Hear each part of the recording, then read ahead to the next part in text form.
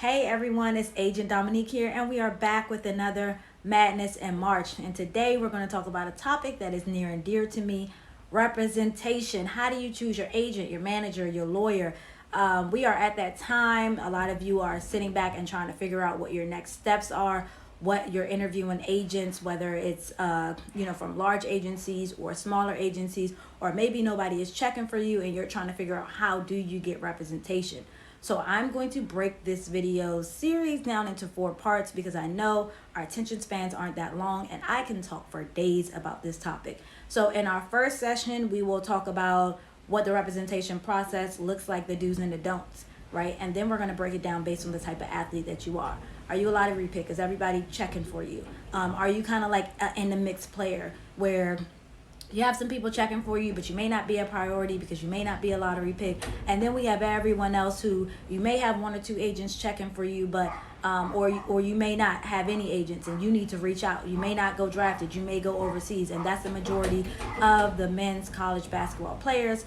So we're going to break the video down into 2 or 3 more parts to specifically dive into what that process could look like for those different athletes. So when seeking representation, what I don't want you to do and what I want you guys to stop doing is choosing an agent or an agency based on your favorite rapper, your favorite athlete, your favorite influencer also being represented by that agent or agency. This is not a one-size-fits-all situation. And just because they're on a yacht and they were offered a chain, that does not mean you're going to get the same thing. And if you do, you don't know what the stipulations of their contract looks like. You don't know what happens behind closed doors. So just choosing an agent or an agency simply because someone that you idolize is also represented by that agent or agency is the biggest no-no that you can do. Now, I'm not saying that that can't be a plus, that can't be an added bonus, right? That you get access to your idol. But at the end of the day, that should not be the whole and sole reason you sign with an agent or an agency.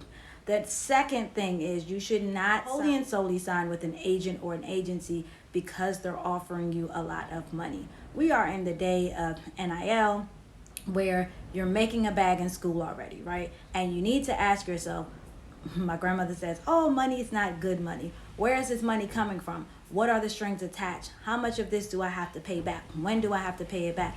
What are the other nuances of the contract that I may not have asked about because I was just so excited to get this lump sum? If you're a lottery pick at this point, you've made money in NIL, and so do you really need an agency enticing you with money and just who's throwing the biggest bag at you, but they haven't told you anything about what they're specifically going to do for you as an athlete? They're leading with the money. That should be a red flag. Not saying that you don't deserve the money, not saying that money shouldn't be a part of the conversation, but it should not be the only part of the conversation. And the third thing that I want you guys to stop doing is choosing an agent or an agency because everybody else is doing it. Once again, this is not a one-size-fits-all. What works for your family and your situation may not work for your teammates, right? And so just because your coach or your teammate says, yeah, go ahead and sign with them, and you haven't checked anything else out, you haven't asked any questions, you haven't, once again, asked for the plan that specifically outlines what the agent or agency is going to do for you and not everybody else, that stop doing it. Stop doing it. Now, what should you do? When you are seeking representation, you need to write down what are the important things for you. Are you looking for access? Are you looking for someone that's going to walk you through the process? Are you looking for someone that is going to explain how everything works? Are you looking for somebody that is going to also help, manage your do you have a big family? Manage your family ordeals. Are you a player that maybe has had a rocky situation in college and you might need someone with a little bit more leverage that can speak on your behalf, right? That can advocate, that may have a couple favors that they can call in? Or do you want someone that is only focused on you, that you can go ahead and build an empire with, right? And so those are all things that you need to consider. Do you want to go to a large agency where you're one of many, but there's a lot of perks that come with that, right? You get tickets to games, you get added on to brand deals that were already in play because this large agency has those relationships? Or do you prefer the boutique approach where you might know everyone that works in the agency, and you have everyone's number, and you're able to call them, and it's like a family. And so those are all things that you need to consider. Do you want to be, do you want to ride off the coattail of having a big family and your big brother and big sister did this, so now it's easier for you to walk through the door? Or do you want to be the only child, right? And so those are things that you and your family need to consider. Another thing is, what is the specific plan for you?